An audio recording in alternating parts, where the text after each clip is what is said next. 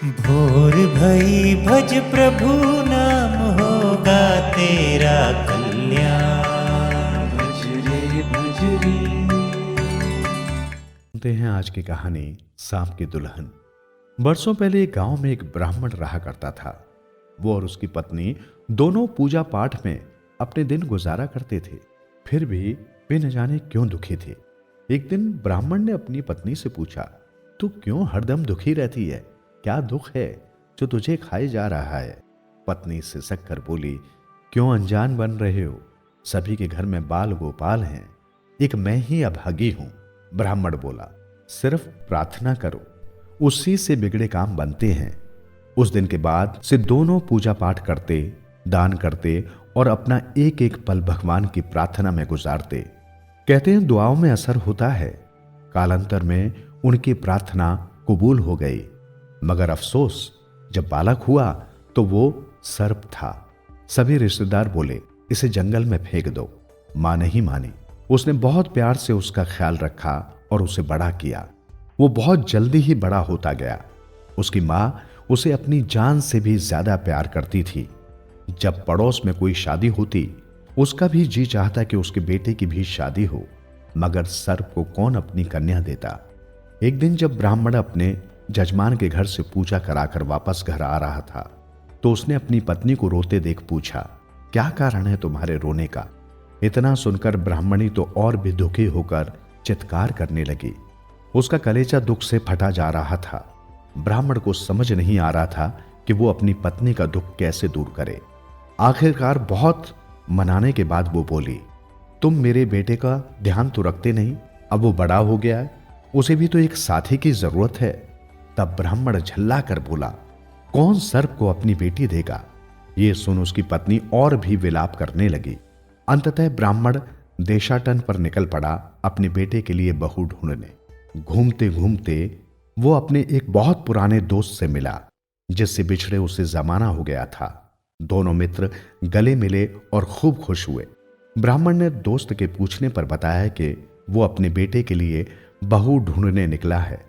इधर उसके दोस्त की एक बहुत प्यारी बेटी थी। वो भी अच्छा दामाद चाहता था। दोस्त खुश होकर बोला, पहले क्यों नहीं बताया? अब मैं अपनी बेटी तुम्हें बहू बनाने के लिए दे रहा हूं। ब्राह्मण को ताज्जुब हुआ, फिर भी वो खुश हुआ कि आखिरकार उसे एक सुंदर और सुशील लड़की मिल ही गई। ब्राह्मण बोला, मैं चाहता हूं कि शादी से पहले तुम एक बार मेरे बेटे को देखो। नहीं नहीं मेरे दोस्त, तुम्हें और भाभी को मैं अच्छी तरह जानता हूं। तुम्हारे घर से अच्छा घर उसे कहां मिल सकता है?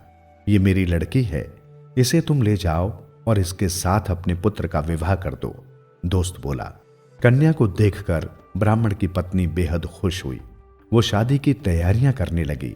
सभी पड़ोसी उत्सुकतावश लड़की को देखने आए और उन्होंने धीमे से उससे ये भी कह दिया कि वो इस शादी से इनकार कर दे, क्योंकि लड़का सर्प है। लड़की ने गर्वीली मुस्कान से कहा, मेरे पिता ने वचन दिया है, अतः मेरा विवाह यहीं होगा। अगर मेरे पति सर्प हैं तो मैं सर्प से ही विवाह करूंगी। शादी के बाद लड़की अपने पति की वैसे ही सेवा करती जैसे आम पत्नियां करती हैं। उसने ये कभी जाहिर नहीं किया कि वो अपने पति को कभी पसंद नहीं करती। एक रात जब वो सोने जा रही थी, तभी वो सर्प अपनी टोकरी से बाहर आ गया और पलक झपकते ही एक खूबसूरत नवयुवक में तब्दील हो गया। लड़की उसे चोर समझकर भागने ही वाली थी कि वो नवयुवक धीर गंभीर स्वर में बोला, भागने की जरूरत नहीं है, मैं तुम्हारा पति हूं। जब लड़की को विश्वास नहीं आया तो वो लड़का फिर सर्प के खोल में घुस गया और फिर से डलिया में चला गया। अब हर रात सर्प नवयुवक बनता और सुबह फिर अपने खोल में वापस चला जाता। सालों साल ये सिलसिला चलता रहा। एक रात ब्राह्मण को नींद नहीं आ रही थी। वो अपने बेटे के कमरे के सामने टहलने लगा। तभी उसे पुरुष स्वर सुनाई दिया। उसने कमरे में एक छेद से झांका तो उसने देखा कि उसके बेटे ने सांप का खोल छोड़कर एक खूबसूरत युवक का रूप धारण किया हुआ है। खुशी के मारे ब्राह्मण सो न सका। आज उसने समझ लिया कि अच्छे लोगों की मदद ऊपर वाला जरूर करता है। जीवन सुधरेगा, प्राणी होगा तेरा